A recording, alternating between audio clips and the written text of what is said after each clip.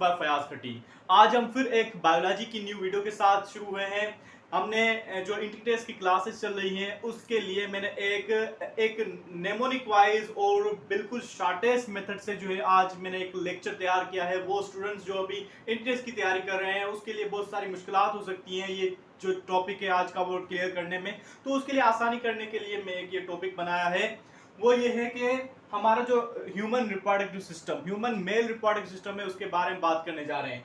तो आप ये देख रहे होंगे कि यहाँ पे क्या है कि वर्ड्स की सीरीज है। यहाँ पे आप सोच रहे हैं कि ये वर्ड्स जो है मुझे डिफाइन करने हैं या ऐसा कुछ है। नहीं, ऐसी बात नहीं है। ये मैं पूरी सीरीज बता रहा हूँ कि जो ह्यूमन के मेल के स्पर्म्स जो है वो कैसे रिलीज होते हैं, उस रिलीज होने से पहले किस किस जो है पॉइंट से गुजरते हैं, उसमें क्या क्या चीजें होती हैं, उसके अंदर क्या प्रोसेस होते हैं, वो सारी चीज जो है मैंने यहाँ पे बोर्ड पे लिखी है और मैं ये डिस्कस करने जा रहा हूँ। अगर आप न्यू है चैनल के अंदर, चैनल को सब्सक्राइब नहीं किया तो चैनल को सब्सक्राइब कर लें, बेल आइकन को प्रेस कर लें ताकि इस तरह की और वीडियोस आपको मिलती जाएंगी। और मैंने जो है इसके अंदर एडिशनल जो भी चीजें हैं, हेल्थ वगैरह की वीडियोस भी मिलती जाती हैं। तो आज हम बात करने जा रहे हैं कि ह्यूमन मेल रिप्रोडक्टिव सिस्टम वो कैसे होता है। देखिए, ह्यूमन मेल रिप्रोडक्टिव सिस्टम के अंदर जो है मेल सेक्स जो सेल्स होते हैं उनको कहते हैं स्पर्म्स। ठीक है, तो स्पर्म्स जो है फ्लैजिलेटेड होते हैं, स्पर्म्स आर फ्लैजिलेटेड। और स्पर्म्स के अंदर जो है 4 हिस्से होते हैं। एक होता है हेड, फिर होता है नेक, और होता है मिड पीस, उसके बाद टेल होता है। ठीक है, हेड के अंदर न्यूक्लियस होता है और जो नेक है इसके अंदर सेंट्रोल्स होते हैं, मिड पीस इसके अंदर माइटोकॉन्ड्रिया होते हैं। इसके बाद जो है यहाँ पे इसके अंदर ये माइटोकॉन्ड्रिया है, इसके अंदर ट्यूबुल्स होते हैं। सॉरी, इसके ये जो फ्लैजिला है इसके अंदर ट्यूबुल्स होती हैं, ट्यूबुल्स की बनी होती है, माइक्रोट्यूबुलिन प्रोटीन की। नाउ अब बात करने जा रहे हैं कि किस तरह से स्पर्म जो है कहाँ से प्रोड्यूस होते हैं, किस तरह से जाते हैं। तो हम जो बात करने जा रहे हैं स्क्रोटम, देखें बिफोर बर्थ हमारे जो मेल स्पर्म प्रोडक्शन वाले जो ऑर्गन्स है हमारे नेचुरली जो भी हैं वो गोनेट्स कहलाते हैं। ठीक है, फीमेल के अंदर भी गोनेट्स और मेल के अंदर भी गोनेट्स, लेकिन मेल के गोनेट्स जो होते हैं उसको टेस्टिस कहा जाता है और फीमेल के गोनेट्स जो होते हैं उनको ओवरीज कहा जाता है। फीमेल के अंदर ओवरीज जो होती हैं वो हमेशा के लिए पेट के अंदर रहते हैं, एब्डोमेन के अंदर रहती हैं, लेकिन मेल के अंदर जो टेस्टिस होते हैं वो बिफोर बर्थ जो है वो इनसाइड द बॉडी रहती हैं, लेकिन जो आफ्टर बर्थ जो है आउटसाइड द बॉडी एक स्पेशल टाइप का एक पाउच बनता है जिसको स्क्रोटम कहते हैं, उसके अंदर रिजाइड करते हैं और उसके अंदर ही ग्रोथ करते हैं, उसके अंदर जो स्पर्म बनाना शुरू करते हैं। तो वो जो चीज है उसको कहते हैं स्क्रोटम। अब स्क्रोटम के अंदर होते हैं मेल जो है मेल गोनेट्स। ठीक है, उसको कहा जाता है टेस्टिस। क्या कहा जाता है? टेस्टिस। 2 होते हैं। नाउ टेस्टिस के अंदर बहुत सारी कन्वर्टेड ट्यूब्यूल्स होती हैं, तो उसको कहा जाता है लोब्यूल्स। और हर लोब्यूल के अंदर 250 से 300 तक जो है सेमिनाफ्रस ट्यूबल्स होती हैं। यही वो ट्यूबल्स हैं जो मेन काम किए हैं। इस सेमिनाफ्रस ट्यूबल्स के अंदर जो है वो लेडिक सेल्स होते हैं और सर्टोली सेल्स होते हैं।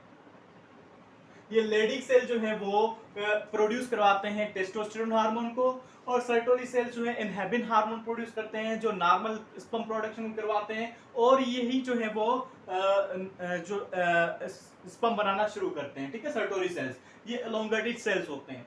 नाउ उसके बाद जो है एक ट्यूब होती है सेमिनाफ्रस से निकलती है, जो फुल्ली मैच्योर जो है स्पर्म नहीं बनते इसके अंदर सेमिनाफ्रस ट्यूबल्स के अंदर। अब ये जो है स्पर्मेटिड्स की फॉर्म में होते हैं। स्पर्मेटिड्स मींस गोल होते हैं, उसके अंदर अभी फ्लैजिला वगैरह नहीं बनती, तो वो जाते हैं वेस एफरेंशिया के अंदर। अब वेस एफरेंशिया की ट्यूब है जो लेके जाती है एपिडिडाइमस के अंदर। अब एपिडिडाइमस क्या है? ये फिर जो है इतनी जो है बड़ी ट्यूब है, कन्वर्टेड ट्यूब है, अबाउट 6 मीटर लॉन्ग। कितनी? 6 मीटर लॉन्ग। आप कहेंगे इतनी 6 मीटर लॉन्ग जो है वो इसके अंदर कैसे मौजूद है? देखिए, हमारा जो डीएनए है वो भी 20 फीट लॉन्ग होता है। ठीक है, 20 फीट लॉन्ग होता है, और सॉरी ऐसा कुछ 7 मीटर जो है लॉन्ग होता है। चलो उसकी तो मिसिंग है, लेकिन 6 मीटर लॉन्ग ये है और इसके 20 फीट है। ठीक है, अब डक्टस डिफरेंस जो है, अब एपिडिडाइमस के अंदर स्टोर होते हैं, स्पर्म और मैच्योर होते हैं। उसके बाद डक्टस डिफरेंस है, उसके जरिए फिर वापस जाते हैं, ऊपर जाते हैं, और उसको कहा जाता है सेमिनाफ्रस डक्ट भी कहा जाता है, और इसको जो है सेमिनाफ्रस डक्ट। ठीक है, उसके बाद जो है प्रोस्टेट ग्लैंड से गुजरते हैं। हमने sorry seminiferous duct or vas deferens, sorry vas deferens से गुजरते हैं। अब वेस्ट डिफरेंस जो है वो कनेक्ट करती है सेमिनल वेजिकल से। अब ये सेमिनल वेजिकल क्या है? हमारे जो मेल के रिप्रोडक्टिव ऑर्गन्स के जो है हमारे अंदर ग्लैंड्स है वो 3 पाए जाते हैं ग्लैंड्स। एक सेमिनल वेसिकल्स होते हैं, दूसरे होते हैं प्रोस्टेट ग्लैंड, तीसरे होते हैं कार्पर्स ग्लैंड या उसको बल्बोयूरेथ्रल ग्लैंड। अब ऐसा नहीं है कि आप समझ रहे होंगे ग्लैंड्स जो है स्पेशली मौजूद है किसी जगह पे और उससे कोई चीज निकलती है, प्रोड्यूस होती है, फिर डायरेक्टली जो है इजेकुलेशन के अंदर जाती है, ऐसा नहीं है। ये लम्हा बलम्हा एक जो है उसके से गुजरते हैं, जो स्पर्म्स गुजरते हैं उसके अंदर ये इंस्टॉल कुछ ना कुछ करते रहते हैं, सीक्रेट करते रहते हैं। तो देखें सेमिनल वेसिकल वेस्ट डिफरेंस जो है, vas deferens another name of ductus deferens, ठीक है। उसके जरिए जो है सेमिनल वेसिकल से कंबाइन हुए, ठीक है, फिर एजिकुलेटरी डक्ट बन गए। अब एजिकुलेटरी डक्ट जो है प्रोस्टेट ग्लैंड से गुजरेगी। सेमिनल वेसिकल का काम क्या होता है? सेमिनल वेसिकल ग्लैंड्स हैं, ये प्रोड्यूस करते हैं, इसके अंदर कुछ जो है न्यूट्रिशनल जो है फ्रक्टोज वगैरह होते हैं, कुछ जो है इसके अंदर वेजिकुलेस एंजाइम होता है जो कोएगुलेशन के लिए काम आता है, ठीक है, और न्यूट्रिशन देता है स्पर्म्स को। उसके अलावा एजिकुलेटरी डक्ट, फिर प्रोस्टेट ग्लैंड जो है वो एक होता है सिंगल, बाकी जो दोनों हैं पेयर्स की फॉर्म में होते हैं। प्रोस्टेट ग्लैंड एक होता है जो यूरेथ्रा के ऊपर होता है मौजूद। अब ये प्रोस्टेट ग्लैंड जो है वो ये जो सिक्रेशन करता है अल्कलाइन करता है, ठीक है।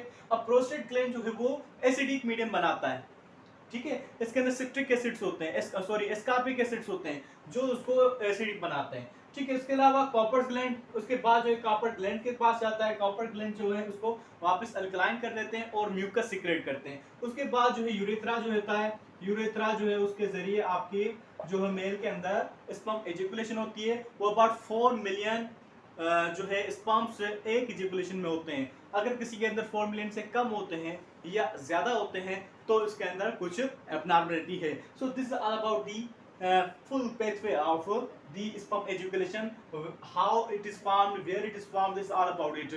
अगर आप इस तरह से शॉर्टेस्ट वीडियोस देखना चाहते हैं तो मेरे चैनल को सब्सक्राइब कर लें। मेरा टिकटॉक पे भी है एफ खट्टी, आप देखेंगे वहाँ पे भी फॉलो करें, लाइक करें मेरे वीडियोस को। इंशाल्लाह बहुत ही मजेदार वीडियोस मिलती जाएंगी। बहुत बहुत शुक्रिया।